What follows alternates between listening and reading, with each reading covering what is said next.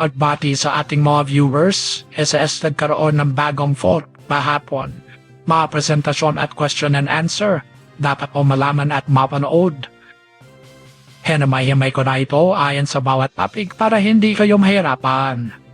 Bilang isang SS member o pensioner o claimant, dapat mo malaman ang mga ito bilang update na rin sa iyong mga benepisyo at baka katanawan mo rin ang iba sa mga naging tanaw dito.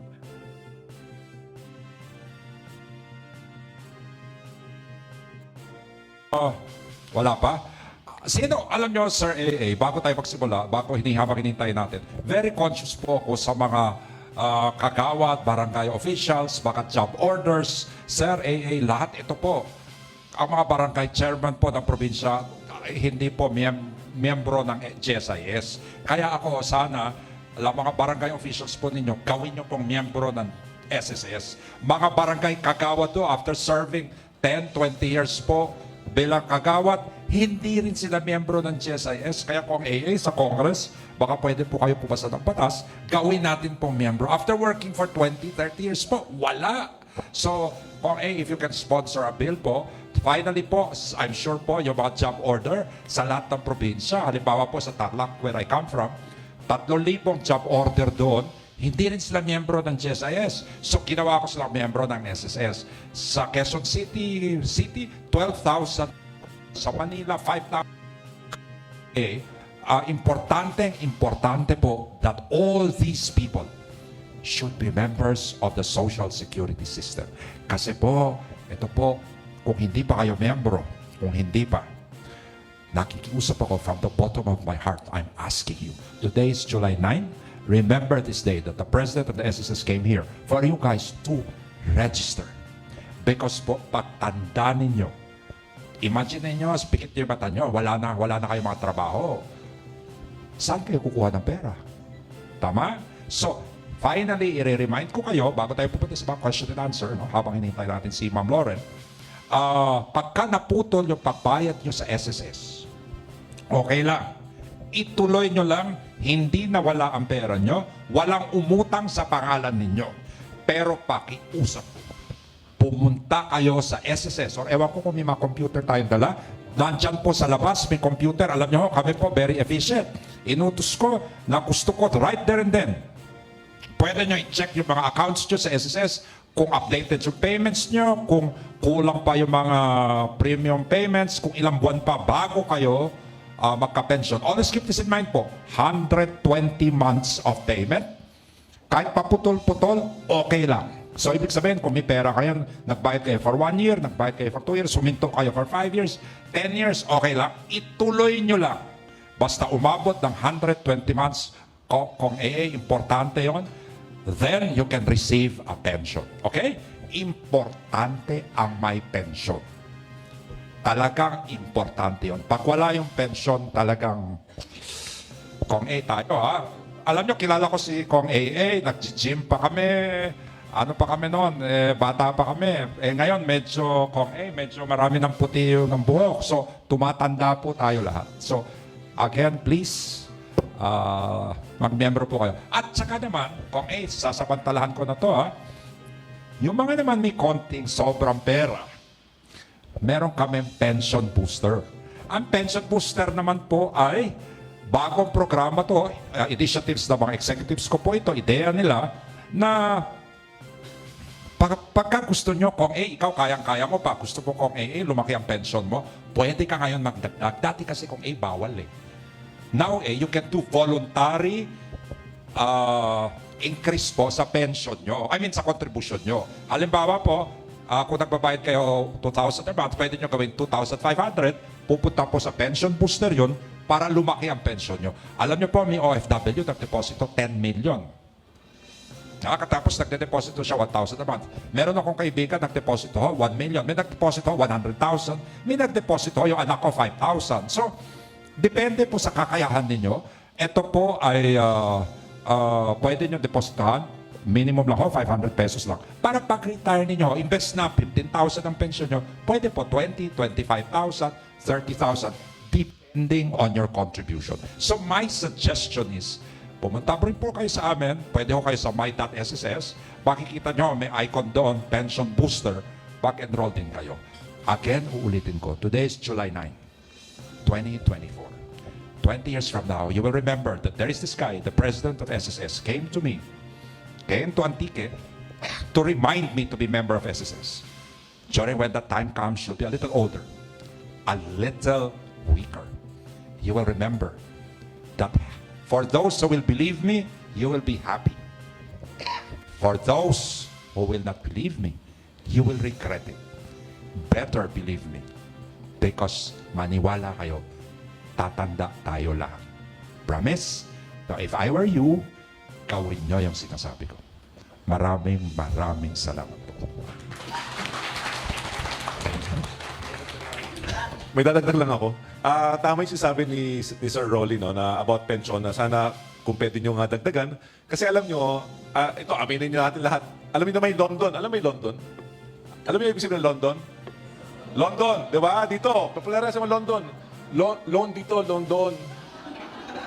Okay, so marami sa ating mga kasama dito ay dahil sa, siguro sa eskwelahan, no? Pag may mga tuition fee, nag-London sila sa loan shark, no? And the interest is enormous, no? Sana, if you will have your pension, and sabi nga ni Sir Rolly, no, lahat tayo ay umiidad na at kayo po pag retire, at least you have enough to sustain yourself and your family. At wag na sana tayo mag-London by the time. So, I really encourage you. Ako, nagpapasalamat talaga ako sa SSS na andito sila. And hope, let's really do this for our families also. Not just for ourselves, for our families. For the future. At sa inyo rin, pagtanda natin, siguro naman kasi pag tayo senior na, minsan, wala na tayong rin masyadong ginagawa. Maganda pag alam natin meron tayong natatanggap sa SSS na pension. So, let's take advantage of this po. Thank you. Ito ho, hindi nyo to ginagawa para sa sarili nyo, by the way, Sir AA. Ginagawa nyo to para sa anak ninyo. Alam nyo kung bakit? Kasi pagka kayo may pensyon, hindi kayo umaasa sa mga anak ninyo. Tama? Pag wala kayong pensyon, aasa kayo sa anak nyo. Pag yung anak nyo may asawa, kaaway nyo yung son or daughter-in-law ninyo. Kaya maigi na yung may sarili kayong pera. Okay? Promise me, I hope, pasensya na kayo. I'm very passionate about this. Kasi alam nyo, ayaw natin tanggapin na, na tumatanda tayo. Pero totoo po, tatanda tayo lahat. Ha? Alam nyo po, kilala ko si Sir AA. Ang daming may gusto kay Sir AA. Kasi kwapo eh. Sunod sa akin, magkasama kami sa opisina araw-araw. Kumakain na kami sa simpleng tao po si Kong AA. Simpleng tao. Sa kantin lang kami kumakain. Minsan nag-jeep lang kami. Wala ko kaming ate. Ganon so siya. Totoo yun. Naniniwala ako nun. Sana ayoko magkampanya pero sabihin ko, supportahan nyo naman siya. Ha? Salamat po. Palakpakan naman. Wala akong sinabing ano ha.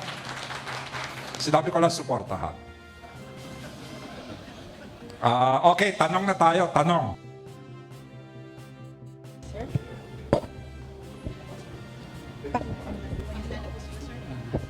Sige no, salamat no sa araw nito, regalo ng Diyos no sa akin no.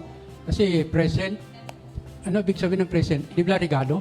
Tugro ka ng present, ba regalo? Past, present, future. Pero sa akin, araw nito regalo ng Diyos no.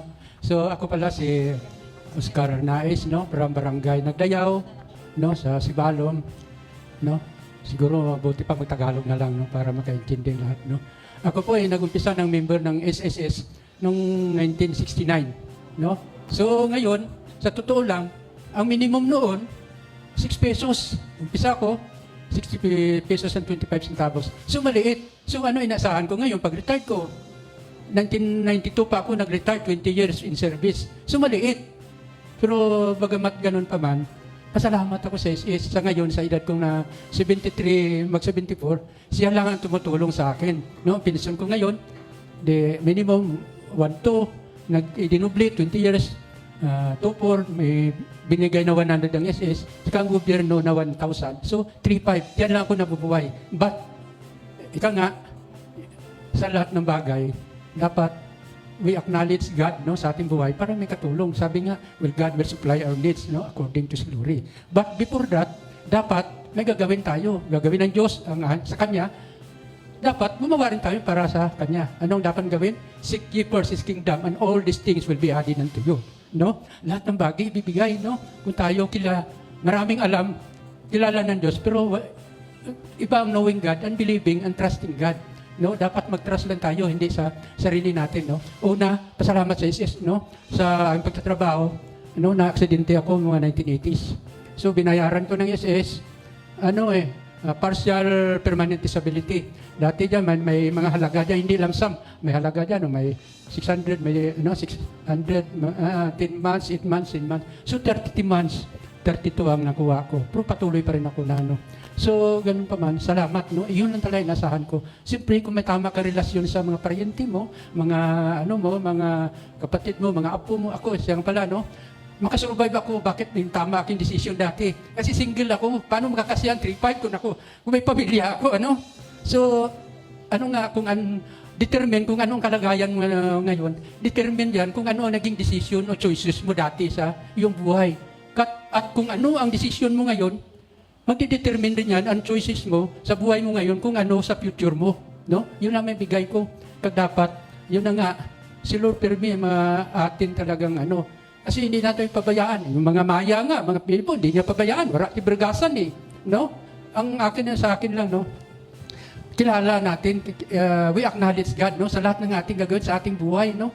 Sabi nga, uminom ka man, kumain, ginagawa mo ito para sa kapurihan, no? Ano nga ang ginagawa? Tinatawag nga righteousness, doing right anytime, any place, ano mas situation dapat right ang ginagawa mo.